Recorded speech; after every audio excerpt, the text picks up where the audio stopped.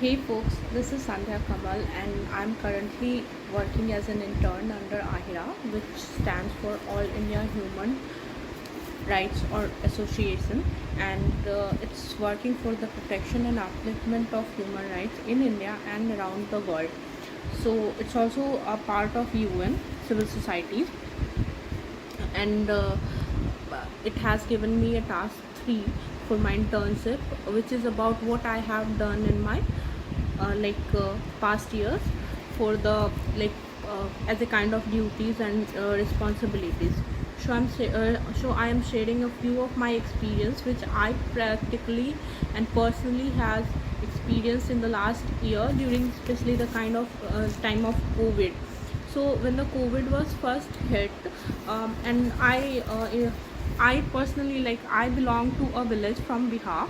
So when the COVID was first hit, many of the small shop owners had no idea that how they are going to survive, how they are going to sustain. Especially in my village, there are only like few shops, and they got so panicked. So when I got to know about this, I eventually made them understand over over conference call or through some other person that the government has support. For the support of MSME, there are different schemes that the government has come up with, and they only has to enroll themselves through an online medium. Like many This was the time when many people did not know how to use an online platform, and it was very challenging for them. So I help them to get enrolled into different schemes, and let them know what are the different schemes available for them, so that they can approach for one. And other things that I have done during this lockdown is, slowly when the lockdown period started to the veil was unfolding during the February 2020 time. It was the time when there was my mother needed to upgrade her Aadhaar card, and I went to my village is Mukama. So I went to the Aadhaar center with my mother, and what I saw was very saddening. The nobody was wearing a single mask, even though even though there was not vaccination going on and the second phase was about to hit us. Nobody was aware. A police constable was sitting, like the Mukama Thana is just 200 meter away from the center where I was updating my mother's Aadhaar. So my mother was with me, and she is around 65-60.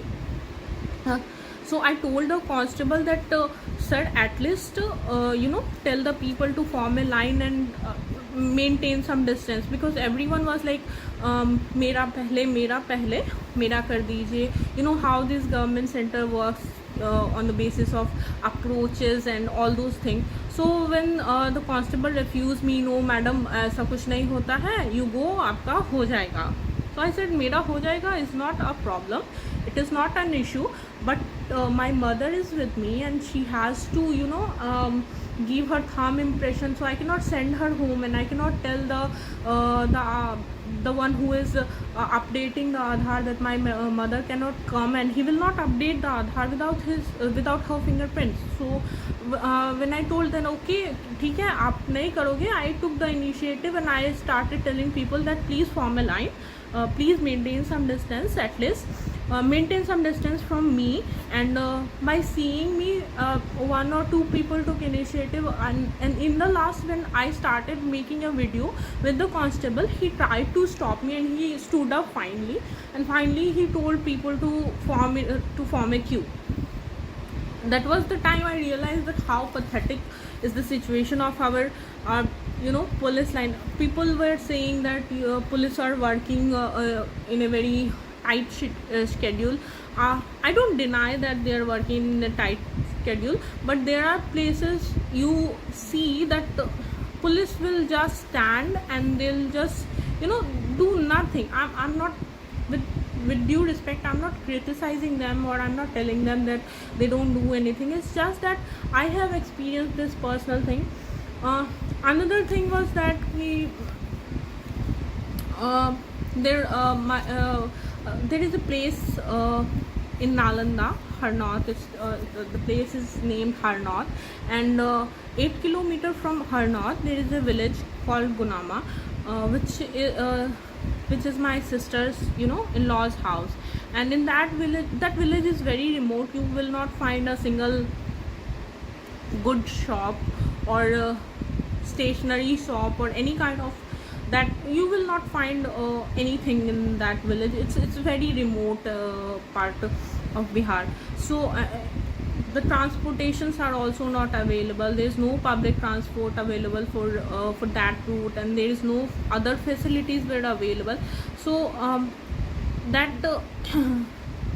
when I was talking to my sister, she informed me that people of that village do not believe that there is any such disease like COVID, or people are not dying from corona. Those news which are flashing on the televisions are false, and they are not taking any precaution. First, to this I first told my sister that you do one thing. You first take precaution, and you don't go anywhere out, and you cannot restrict anyone in your house when there is no facility to buy essential items also. So I asked her that is the sarpanch or the mukhia is not providing anything, because the government has asked them to provide some basic essential to door.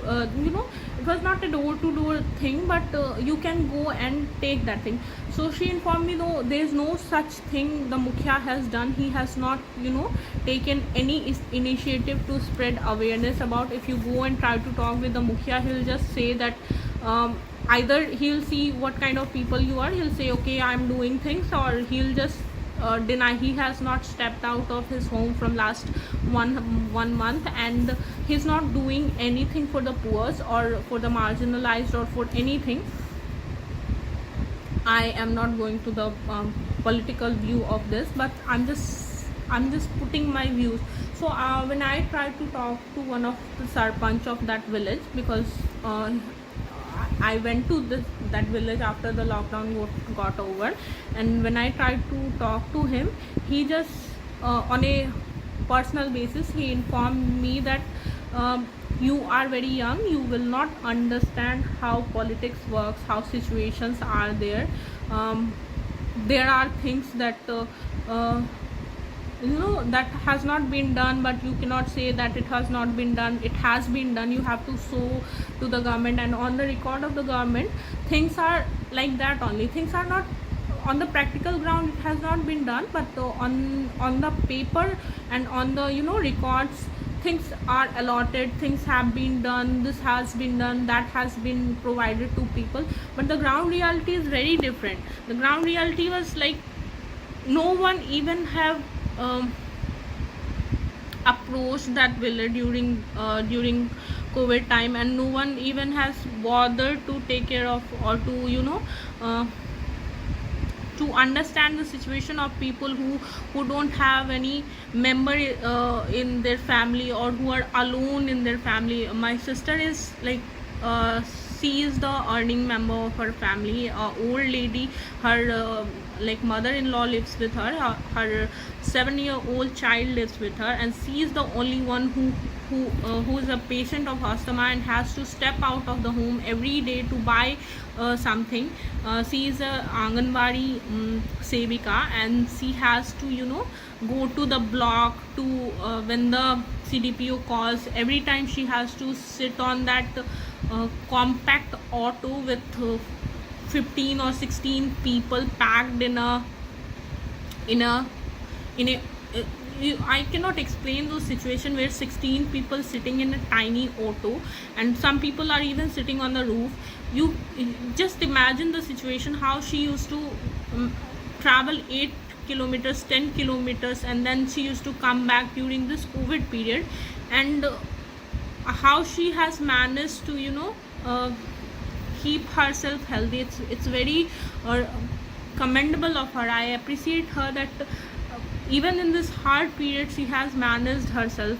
And it's not because she's my sister, it's just because something which is very touching. And this is the situation of every person in that village. It's not just my sister, it's every individual who is facing the same problem. Either they cannot go out, or they have to sacrifice their safety, they have to sacrifice their family, or have to risk it to buy something. It's worth risking your health. That's very unfortunate. And these are the things um, that I have done, and I have experienced, and